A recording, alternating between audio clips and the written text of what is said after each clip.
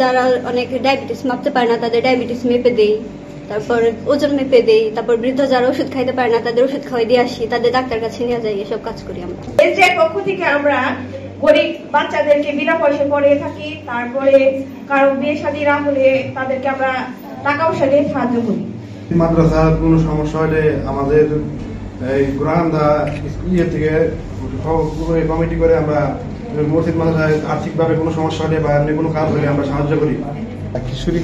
কিশোরী club আছে, এই কিশোরী ক্লাবের 252টা ক্লাব আমাদের, এর মধ্যে প্রায় 6000 প্লাস আমাদের কিশোরী আছে। তো আমাদের মূলত উদ্দেশ্য হচ্ছে যে এই কিশোরীদেরকে খেলাধুলার মাধ্যমে তাদেরকে মাদক থেকে এবং মোবাইল আসক্ত থেকে রেহাই দেওয়া, তাদেরকে এটা থেকে ফিরিয়ে আনা। আমরা মনে করি যে এই খেলাধুলা যদি আমরা স্পিড আপ করতে পারি, এটাকে যদি আমরা সারা ধামরাইতে ছড়িয়ে দিতে পারি এবং আমরা যদি ছেলে মেয়েদেরকে মাঠে নিয়ে আসতে পারি খেলাধুলার জন্য এবং নিয়মিত খেলাধুলা যদি আমরা তাদেরকে পরিচর্যা করতে পারি এবং তাদেরকে নিয়মিত খেলার জন্য যদি উৎসাহিত করতে পারি, তো যেটা এই আসক্তিকরণের বিষয়টা আসলে একটা জাতিকে ধ্বংস করে দিতে পারে।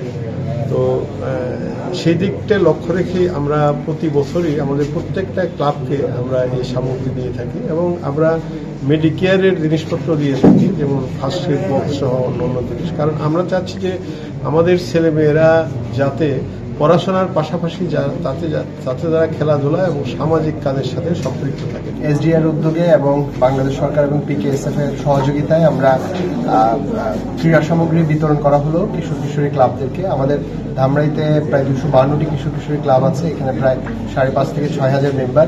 তো এটির মূল উদ্দেশ্য হচ্ছে, আপনারা জানেন যে বর্তমান প্রেক্ষাপটে বিশেষ করে ইন্টারনেট এবং মোবাইলের যুগে আমাদের ইয়াং জেনারেশন বিভিন্ন পথে পা বাড়াচ্ছে। তো আমাদের এখানে মূল উদ্দেশ্যটা হচ্ছে এই যে তারা যেন ভালোর সাথে থাকে, এইসব খেলাধুলার মাধ্যমে যেন সুস্বাস্থ্য এবং ফিটনেসটা গেইন করে এবং একই সাথে যেন বিভিন্ন ধরনের ব্যাড অ্যাডিকশন থেকে দূরে থাকতে পারে, সেটাই হচ্ছে আজকের এই অনুষ্ঠানের মূল উদ্দেশ্য।